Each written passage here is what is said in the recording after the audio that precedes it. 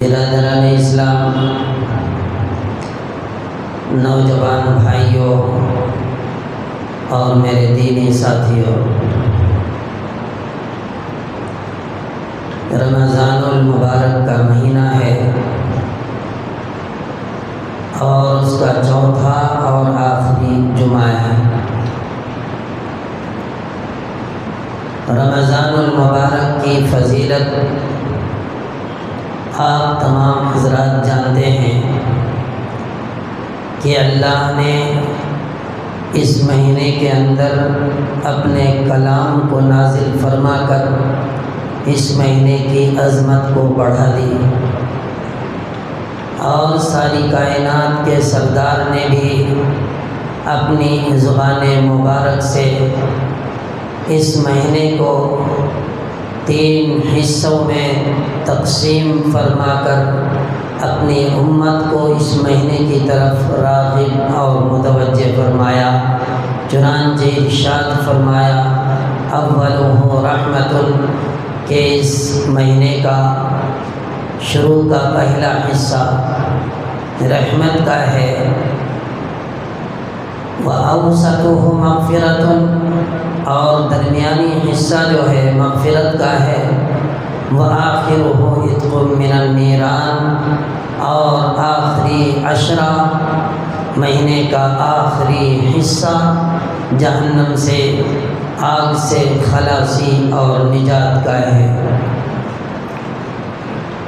اور ایک جگہ میرے آقا نے فرمایا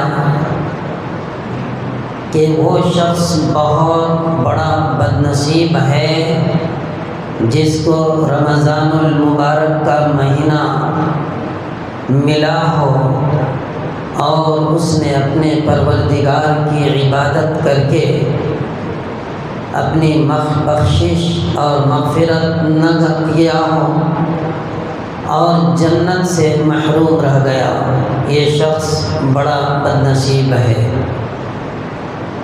تو من جملہ اس مہینے کی فضیلت اللہ نے قرآن میں بھی بیان فرمائی، رسول اللہ نے حدیثوں میں بھی اس کا تذکرہ فرمایا، اور آخری حصے کو بڑا اہم قرار دیا۔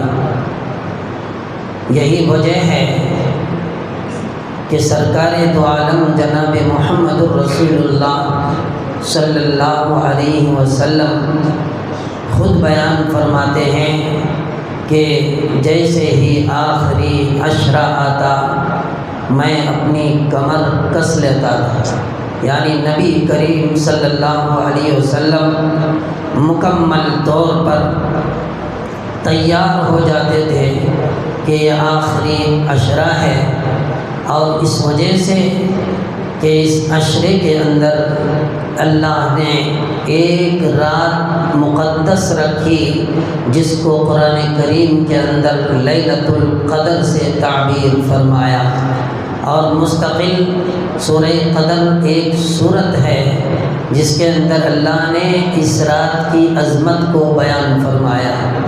چنانچہ ارشاد فرمایا انا انزلناہ فی لیلۃ القدر، سب سے پہلی بات، سب سے پہلا کلام جو اللہ نے ارشاد فرمایا، یہ فرمایا کہ ہم نے اس کتاب کو لیلۃ القدر کے اندر نازل فرمایا۔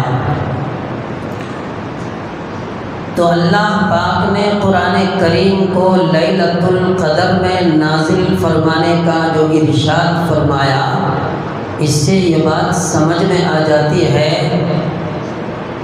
کہ یہ رات بڑی اہم ہے۔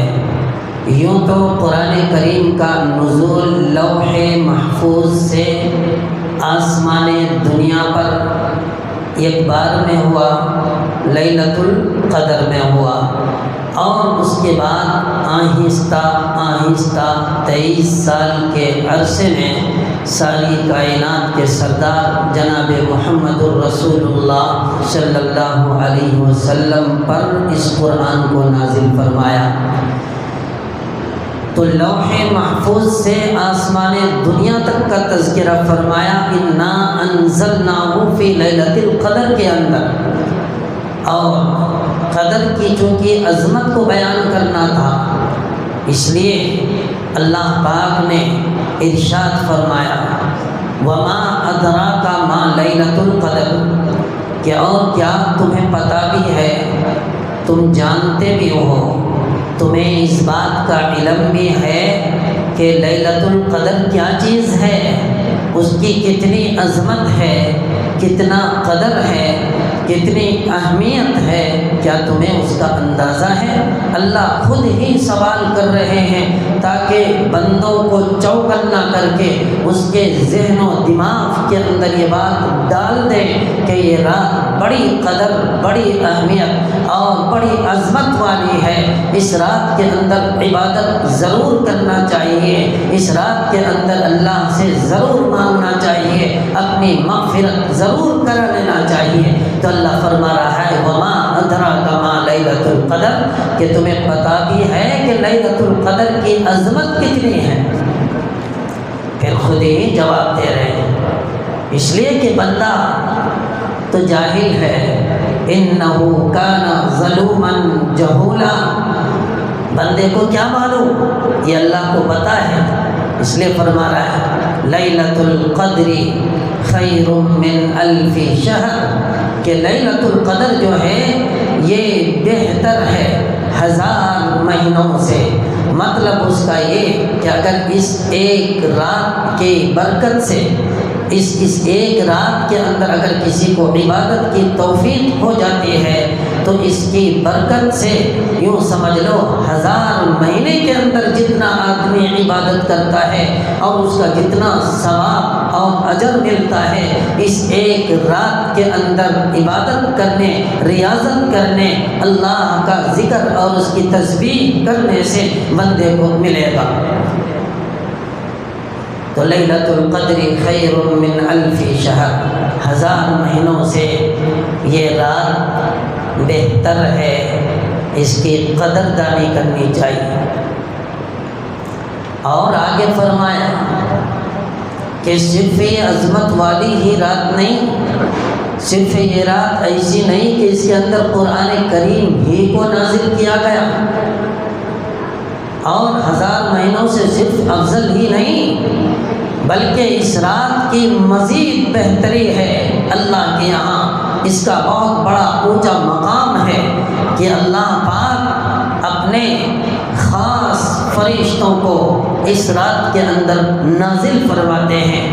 چنانچہ ارشاد فرمایا تنزل الملائکۃ والروح فیہا بإذن ربہم، کہ فرشتہ، بے شمار فرشتے، ملائکہ، اور والروح خاص طور پر تذکرہ فرمایا کہ جو فرشتوں کا سردار ہے حضرت جبرائیل امین، ان تمام فرشتوں کی بے شمار تعداد کو لے کر اس روئے زمین پر نازل ہوتے ہیں۔ اسی کو فرمایا تنزل الملائکۃ والروح فیہا بإذن ربہم، اور یہ سب جو کچھ ہو رہا ہے یہ فرشتوں کی منمانی نہیں بلکہ بإذن ربہم، ان کے پروردگار کی اجازت سے ہو رہا ہے، پروردگار کے حکم سے ہو رہا ہے، پروردگار کے حکم کے بغیر ایک پتا بھی نہیں ہلتا۔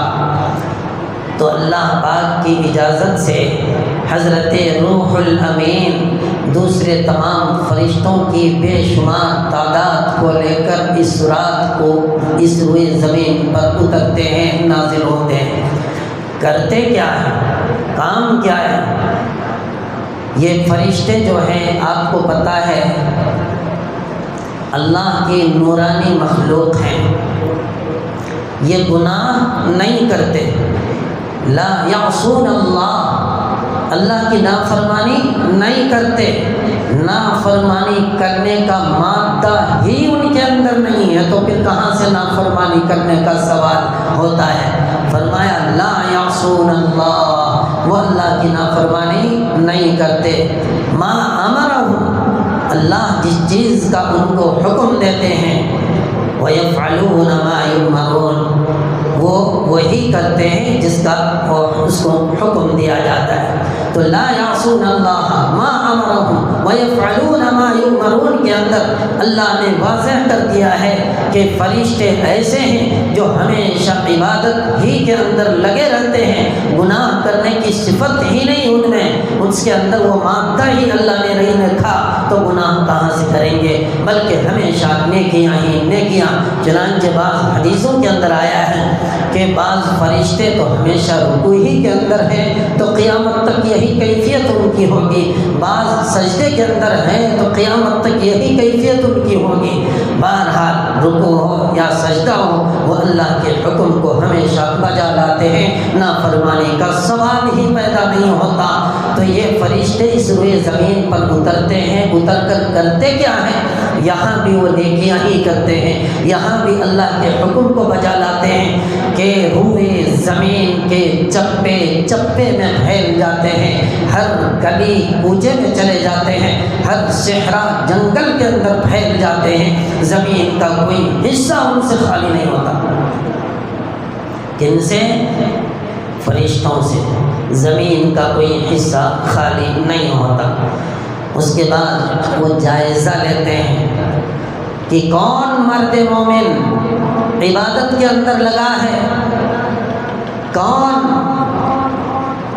مومنہ عورت عبادت کے اندر لگی ہوئی ہے، کون تلاوت کر رہا ہے، کون قرآن پڑھ رہی ہے، کون نماز کے اندر مبتلا ہے، اور کون ذکر و اذکار کر رہا ہے، کون دعائیں کر رہا ہے، کس نے جنت کی طلب کی، اور کون کون جہنم سے جو ہے اللہ کی پناہ چاہ رہا ہے۔ ساری چیزوں کا جائزہ یہ فرشتے لیتے ہیں۔ میرے محترم بزرگوں اور دوستوں، چنانچہ حضرت کعب رضی اللہ تعالیٰ عنہ کی روایت میں ہے کہ جنت سدرۃ المنتہی جو آسمان کے ختم پر اور عرش کے شروع ہونے کے درمیان ایک درخت ہے، وہاں یہ سارے کے سارے فرشتے رہتے ہیں۔ درمیان میں حضرت روح الامین یعنی جبرائیل امین کا مقام ہے،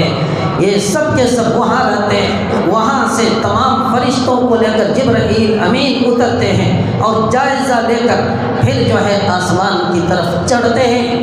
وہاں ایک مقام ایسا آتا ہے کہ حضرت جبرائیل امین اپنے ان دو ہرے پروں کو جو صرف رمضان میں شب قدر ہی میں حضرت جبرائیل امین اپنے ان دو پروں کو کھولتے ہیں، فرماتے ہیں کہ ان دو پروں کو کھول دیا جاتا ہے اور پھر نیچے جو فرشتے رہ جاتے ہیں ان کو آواز لگائی جاتی ہے۔ یہ سارے کے سارے فرشتے حضرت جبرائیل امین کی آواز پر لبیک کہتے ہوئے اوپر چڑھ جاتے ہیں، وہاں پہنچ جاتے ہیں۔ پہنچنے کے بعد حضرت جبرائیل امین سوال و جواب بھی کرتے ہیں فرشتوں سے کہ تم نے اللہ کے بندے اور بندیوں کو کس حال میں پایا؟ تو وہاں باضابطہ ایک کارگزاری ہوتی ہے۔ پھر لکھا ہے جب اوپر پہنچ جاتے ہیں تو وہاں ایک کارگزاری ہوتی ہے، یہاں تک کہ سدرۃ المنتہی خود جو ہے سوال کرتا ہے کہ میرا بھی حق ہے، جو کچھ تم جانتے ہو مجھے بھی بتاؤ کہ اللہ کے بندے اور بندیاں کس حال کے اندر ہیں۔ اور اسی طرح پھر ایک موقع آتا ہے کہ جنت بھی اسی طرح سوال کرتی ہے، تو گویا جنت اپنا منہ کھولے ہوئے ہے اللہ کے بندے اور بندیوں کے لیے۔ الغرض حضرت جبرائیل امین اپنے دو ہرے رنگ کے پروں کو جو صرف شب قدر ہی میں کھولتے ہیں، کھول کر تمام فرشتوں کو جمع کرتے ہیں اور سوال و جواب ہوتا ہے۔ تو فرشتے جواب دیتے ہیں کہ فلاں فلاں فلاں فلاں کو ہم نے فلاں فلاں کام کرتے ہوئے پایا۔ حدیث کے اندر یہ بھی لکھا ہے کہ یہ بھی تذکرہ کرتے ہیں کہ فلاں بندہ یعنی اس کا نام لے کر گزشتہ رمضان جس کو ہم نے اللہ کی عبادت کرتے ہوئے پایا تھا، اس رمضان کو ہم نے اسے بدعت کے اندر مبتلا پایا، اور فلاں شخص جو گزشتہ رمضان کے اندر بدعت کے اندر مبتلا تھا اس بندے کو ہم نے اس رمضان کے اندر اللہ کی عبادت کرتے ہوئے پایا۔ تو دوستو بزرگوں، فرشتے تو کارگزاری جمع کرتے ہیں وہاں اور پھر آپس میں مذاکرہ کرتے ہیں، تو کہتے ہیں کہ حضرت جبرائیل امین تمام فرشتوں کے ساتھ مرد مومن اور مومنہ عورتوں کے حق میں جو دعائیں کر رہے تھے، ان کی عبادت کی قبولیت کے بارے میں اللہ سے درخواست کر رہے تھے، تو کہتے ہیں کہ گزشتہ سال جو عبادت کے اندر تھا اور اس سال بدعت کے اندر مبتلا ہے، لہذا اس کے حق میں تم دعائیں کرنا بند کر ڈالو۔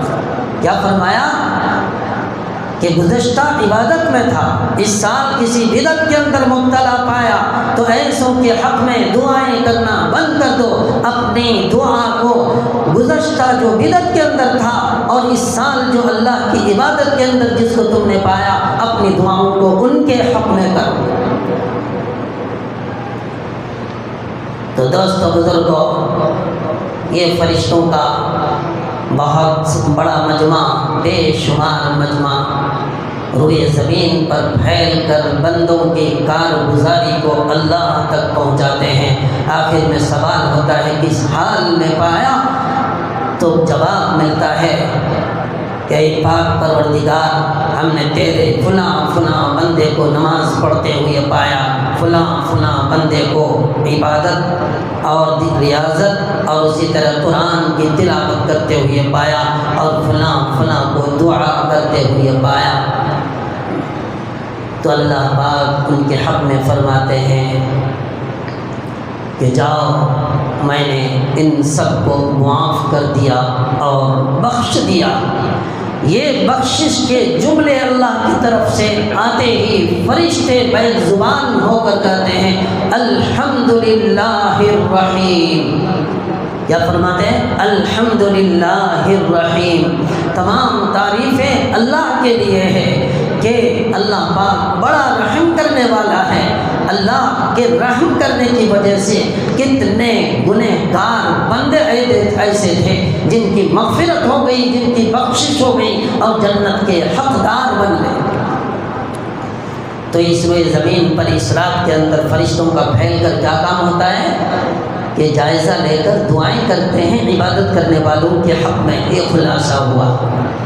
اور یہی نہیں، یہ رات اتنی فضیلت والی ہے، اتنی فضیلت والی ہے، اتنی فضیلت والی ہے کہ اگر کوئی بندہ 3 مرتبہ، زیادہ نہیں، 100 کی تعدادوں میں، ہزاروں کی تعداد میں نہیں، فرمایا حضرت کعب ہی سے یہ روایت ہے کہ اگر کوئی شخص 3 مرتبہ صرف اور صرف کلمہ طیبہ لا الہ الا اللہ محمد الرسول اللہ پڑھ لیا، تو اس کلمے کے 3 مرتبہ پڑھنے کا اجر یہ ہے میرے محترم بزرگوں اور دوستوں کہ پہلی مرتبہ جب وہ شخص پڑھتا ہے تو یاد رکھیے کہ اللہ پاک اس کی بخشش اور اس کی مغفرت فرما دیتے ہیں صرف 1 مرتبہ پڑھنے کی وجہ سے۔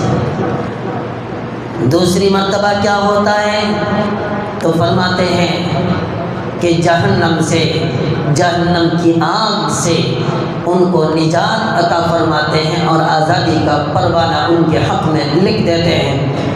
اور تیسری مرتبہ جب وہی بندہ پڑھتا ہے تو اس تیسری مرتبہ کے پڑھنے کی وجہ سے فرماتے ہیں کہ اللہ پاک اسے جنت کے اندر داخلہ نصیب فرماتے ہیں۔ تو اب بتاؤ، کلمہ ایک چھوٹا سا کلمہ ہے، 1 مرتبہ پڑھے تو اس کی بخشش ہو جائے اس رات کے اندر، دوسری مرتبہ پڑھے تو اللہ جہنم سے اور جہنم کی آگ سے ان کو نجات کا پروانہ عطا کر دے، اور تیسری مرتبہ پڑھے تو جنت کے اندر داخلہ نصیب ہو جائے۔ اب تم ہی بتاؤ کہ میرا پروردگار رحیم ہے یا نہیں؟ بے شک رحیم ہے، کریم ہے، رحم کا معاملہ اپنے بندوں کے ساتھ فرماتا ہے، کرم کا معاملہ اپنے بندوں کے ساتھ فرماتا ہے۔ بات بات پر ہیلے بنا کر اللہ پاک مغفرت کرنا چاہتا ہے، لیکن ہم ہیں کہ بدوں کی طرح بھی ہم وہی کر رہے ہیں جو 11 مہینے میں کرتے تھے۔ بڑی شرم اور دکھ کی بات ہے، چھوٹے چھوٹے مسئلوں کو ہیلے بہانے بنا کر تراویح چھوڑ دیتے ہیں، چھوٹے چھوٹے مسئلے کو ہیلے بہانے بنا کر رمضان کے روزے چھوڑ دیتے ہیں۔ ایسا روزہ دوست بزرگوں کے ایک روزہ اگر کوئی شخص توڑ دے تو پورا سال بھی رکھے تو رمضان کے ایک روزے کا بدل نہ ہو سکے، اس کی برابری نہ کر سکے۔ ایسے روزے کو ہم چھوڑ کر ناچنے کودنے اور آج بھی موبائل کو گھورنے میں لگے ہوئے ہیں، بڑی شرم کی بات ہے۔ عبرت ہونی چاہیے ہمیں، اللہ کا خوف اور ڈر اپنے دل کے اندر پیدا کرنا چاہیے، ورنہ یاد رکھیے کانا دجال کے آنے کا وقت آ چکا ہے، ان قریب وہ ظاہر ہوگا، اس لیے ان کے ظاہر ہونے سے پہلے فتنوں کا دور شروع ہو گیا ہے۔ فلسطین کے اندر جنگ شروع ہو چکی ہے، اس یہ ابتدا ہے، انتہا کہاں تک جاتی ہے، اور ان قریب اس کے بعد پھر جو ہے مہدی علیہ السلام کا ظہور ہوگا، حضرت عیسیٰ اتریں گے، اور پھر میرے محترم بزرگوں اور دوستوں کانا دجال بھی آئے گا، وغیرہ وغیرہ سارے حالات آنے والے۔ تو اس سے پہلے ہمیں اپنا محاسبہ کرنا چاہیے۔ اب 25 روزے اور 25 رمضان تو ہم نے گزار دیے ہنستے کھیلتے ہوئے۔ اللہ کے بہت قلیل ترین بندے، یعنی سب سے کم بندوں کی تعداد ایسے ہیں جس نے روزے رکھے۔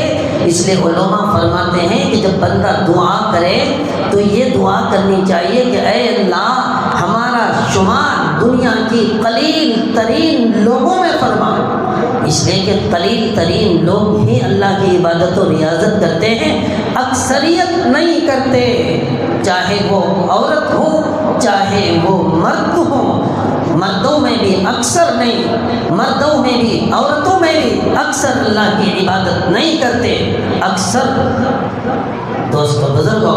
اس لیے حالات بہت نازک ہیں، دعا کرنی چاہیے کہ اللہ پاک ہمیں قلیل ترین لوگوں میں ہمارا شمار فرمائے اور ہماری مغفرت بھی فرمائے اور اپنی عبادت کے لیے ہم سب کو قبول فرمائے۔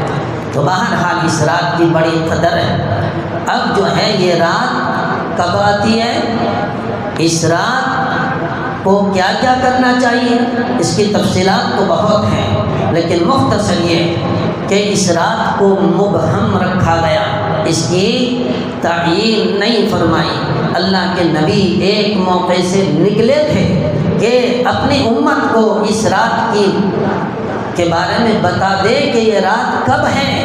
اس کا علم اللہ کے نبی کو اللہ نے عطا فرمایا تھا، لیکن دو بندوں کے درمیان لڑائی اور جھگڑا ہونے کی وجہ سے دوستو بزرگوں اللہ پاک نے نبی کریم صلی اللہ علیہ وسلم کے ذہن و دماغ سے اس بات کا علم جو ہے نکال دیا، اور پھر جو ہے آپ بھول بیٹھے۔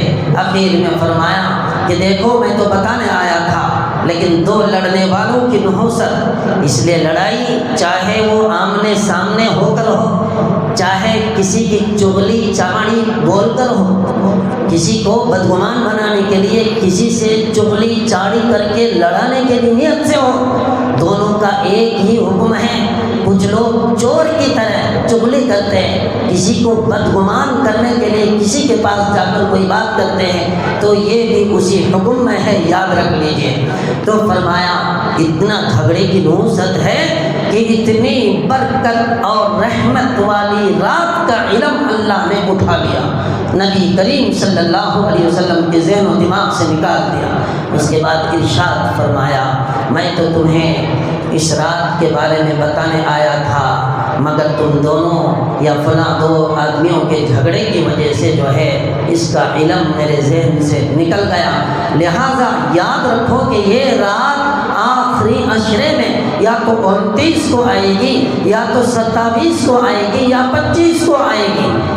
اس سلسلے میں حدیثیں بہت ہیں، لیکن مشہور حدیث، اور اس میں بھی علماء نے اس صورت کا آپریشن بھی کیا ہے کہ اس کے اندر 3 مرتبہ لیلۃ القدر کا تذکرہ فرمایا۔ اس کو 9 حروف اس کے اندر ہے۔ لیلۃ القدر کے اندر کتنے حروف ہیں؟ 9 حروف ہیں۔ 9 کو 3 سے جب ہم ضرب دیں گے تو 27 کا عدد نکلے گا۔ اسی لیے زیادہ تر علماء کی رائے یہی ہے کہ 27 تاریخ کو شب قدر ہونے کی امید ہے۔ اسی لیے ہمارے یہاں کا رواج بھی کہہ لیجیے اسے کہ رواج دے دیا گیا ہے کہ لوگ 27ویں شب کو قرآن کریم ختم کراتے ہیں، حفاظ کرتے نہیں، ختم کراتے ہیں۔ مجبور بھی کیا جاتا ہے کہ 27 ہی کو ختم ہو، کوئی ضروری نہیں۔ قرآن 10 دن میں بھی آپ ختم کر سکتے ہیں، قرآن 20 دن میں بھی ختم کر سکتے ہیں، 27 کو بھی کر سکتے ہیں، 29 کو بھی کر سکتے ہیں۔ لیکن بہت سارے لوگوں کی رائے کو سامنے رکھ کر کہ 27ویں شب قدر ہو سکتی ہے، تو اس بہانے ہم جیسے دان جاہل کو چند لمحے عبادت کرنے کا موقع مل جائے گا۔ ہو سکتا ہے اللہ اس چھوٹی سی عبادت کی برکت سے ہماری مغفرت کر دے، اس لیے اس 27ویں شب کو قرآن کو ختم کیا جاتا ہے۔ تو دوستو بزرگوں، چاہے وہ رات جب آئے، ملے گا تو اسی کو جو شب قدر ہی کی طرح پورا رمضان گزارتا ہو، ملے گا تو اسی کو جو شب قدر ہی سمجھ کر پورے رمضان کی راتوں کے اندر عبادت کر رہا ہو۔ پوری رات جگنا ضروری نہیں، جسم و جان کا بھی حصہ ہے۔ آدمی کو نیند آ گئی، اونگ رہا ہے، تسبیح پڑھ رہا ہے، اللہ بول رہا ہے کہ بلہ بول رہا ہے، معلوم ہو رہا نہیں۔ ایسی عبادت کی اللہ پاک کو ضرورت نہیں۔ فرمایا ہوش و حواس میں رہتے ہوئے تم 1 مرتبہ اللہ کا نام لے لو، اللہ اکبر، 1 مرتبہ کلمہ پڑھ لو، لا الہ الا اللہ۔ یہ اللہ کو 1000 بار اونگنے کی حالت میں پڑھنے سے بہتر ہے۔ اسی لیے جسم و جان کا بھی حق ہے۔ آدمی کو نیند آئے تو سو جاؤ، ایسا نہیں۔ نبی کریم صلی اللہ علیہ وسلم کی جیسی طاقت ہمیں اللہ نے نہیں دی، ہم کمزور ہیں۔ اور دوستو، آپ علیہ الصلوۃ والسلام کو اللہ پاک غیب سے بھی کھلاتے تھے۔ ہوا یطعمنی ویسقینی ربی، آپ خود فرماتے ہیں کہ میرا پروردگار مجھے کھلاتا ہے، مجھے پلاتا ہے۔ میں لگاتار 100 میں وصال بھی رکھوں تو تم اس کی اتباع نہ کرو، تم اس کی تاب نہیں لا سکتے۔ تم کبھی کبھی رکھ لو روزہ، رمضان کے علاوہ، رمضان میں نہیں، رمضان کے علاوہ کبھی کبھی رکھ لو اور کبھی کبھی چھوڑ دو۔ تو بہرحال یہ رات بڑی عظمت والی ہے۔ قدر کے معنی کیا ہے؟ عزت کے معنی، عزت کے، رفعت کے، شان کے۔ تو یہ رات شان والی ہے، یہ رات عزت والی ہے، یہ رات برکت والی ہے۔ کیوں نہ ہو شان والی رات؟ یہ بادشاہوں کے بادشاہ کی طرف سے، تمام کتابوں کی بادشاہ کتاب کو، تمام رسولوں کے سردار نبی کی طرف، تمام فرشتوں کے سردار فرشتے کے ذریعے، تمام مہینوں کے سردار مہینے میں، تمام راتوں کی سردار رات میں اس قرآن کو نازل کیا گیا، اور تمام امتوں کی سردار امت کی ہدایت کے لیے اللہ پاک نے نازل فرمایا۔ کیوں نہ یہ رفعت والی رات ہو، عزت والی رات ہو۔ دوستو بزرگوں، تو ایک معنی اس کا عزت والی رات ہے۔ دوسرا معنی قدر کے تنگی والی رات۔ اللہ نے قرآن کریم کے اندر ارشاد فرمایا، اللہ یبسط الرزق لمن یشاء ویقدر، اللہ جس کے رزق کو چاہتے ہیں وسعت کر دیتے ہیں، جس کے رزق کو چاہتے ہیں تنگ کر دیتے ہیں۔ تو یہ تنگی والی رات ہے۔ اب ہمیں رزق کی وسعت چاہتے ہیں تو اللہ سے مانگنا پڑے گا اس رات کے اندر، تب رزق کے اندر وسعت ہوگی۔ تو فرمایا، علماء نے لکھا ہے کہ حضرت کعب کی روایت جو میں نے آپ کے سامنے سنائی کہ فرشتہ جبرائیل تمام سدرۃ المنتہا کے پتے پتے میں رہنے والے فرشتوں کو لے کر زمین پر جو اترتے ہیں اس رات کے اندر، تو کہتے ہیں فرشتوں کی تعداد اتنی ہوتی ہے کہ قدم جمانے کی جگہ باقی نہیں رکھتی۔ تو اتنی تعداد میں فرشتے نازل ہوتے ہیں کہ زمین تنگ ہو جاتی ہے۔ اس لیے جو ہے اس رات کو تنگی والی رات کہا گیا کہ فرشتے جب اپنے دونوں پر کو کھولتے ہیں، جو کبھی نہیں کھولتے، تو اس کی روشنی کی وجہ سے اور بے شمار فرشتوں کی تعداد ان کی روشنی اور نور کی وجہ سے، فرماتے ہیں شب قدر کی صبح کو جو سورج نکلتا ہے اللہ پاک اس کے اندر سے شعاع چھین لیتے ہیں۔ سورج لال کلر کا نہیں نکلتا بلکہ اس کے رنگ کے اندر بالکل کمی آ جاتی ہے۔ شدت، دھوپ کی تپش اور شدت والی جو کیفیت ہوتی ہے وہ نہیں ہوتی ہے۔ کیوں؟ اس لیے کہ اللہ پاک اس رات کے اندر بندوں کے دلوں کو نرم فرما دیتے ہیں۔ اس رات کے ملنے کا یقین بھی اس وقت سمجھ لو کہ جب بندہ کوئی عبادت کر کے ہاتھ اٹھا کر دعا کرتا ہے تو فوراً اسے رونا آ جاتا ہے۔ دعا کرتے کرتے کبھی اس کے جسم کے رونگٹے کھڑے ہو جاتے ہیں اللہ کے خوف اور اس کے ڈر سے۔ یہ کیفیت اس رات کی ہوتی ہے۔ تو آنے والا سورج جو ہے لال کلر میں نہیں آتا۔ بہت سارے لوگوں نے اس کا تجزیہ کیا اور اسے جانچا اور پرکھا بھی اور تحقیق کی بھی، یہ بات صحیح نکلی اور کیوں نہ صحیح ہو۔ دوستو بزرگو، میرے آقا کی کون سی بات غلط ہے؟ تو اس دن لوگوں کے دلوں کے اندر رقت، نرمی طاری ہو جاتی ہے۔ لوگ عبادت کر کے رونا دھونا کرتے ہیں تو فوراً رونا آ جاتا ہے اور اللہ سے معافی تلافی کرا لیتے ہیں، اللہ مغفرت کر دیتے ہیں۔ دوستو بڑی تفصیلات ہیں اس کے، خلاصہ یہ کہ آئندہ جو 27ویں شب ہمارے یہاں آنے والی ہے اور اس کے بعد 29ویں ایک شب رہ جاتی ہے، آنے کے امکانات اس میں بھی ہیں نبی کے فرمان کے مطابق، اس لیے ہمیں یہ ضائع نہیں کرنا چاہیے، اس کی قدر کرنی چاہیے۔ کھیل کود تو کرتے کرتے کوئی جوان ہو گئے، کوئی بوڑھے ہو گئے، کوئی اللہ کے پیارے ہو گئے، کوئی جنت کی ہوائیں لے رہے ہیں تو کوئی جہنم کی سزا کے اندر مبتلا ہے، اور قیامت تک یہ سلسلہ جاری رہے گا۔ اگر ہمیں اس سزا سے بچنا ہے اور جنت کی ہوائیں فضاؤں سے فائدہ اٹھانا ہے تو آج ہی ہم عہد کریں کہ اس کے بعد کی زندگی ہماری غیر غلط طریقے سے نہ گزرے۔ یہ سردار مہینہ ہے اور اس کے اندر آنے والی رات سردار رات ہے اور ہم امتوں میں سردار امت ہیں، اس لیے ہماری ذمہ داریاں زیادہ ہیں۔ اللہ سے دعا فرمائیں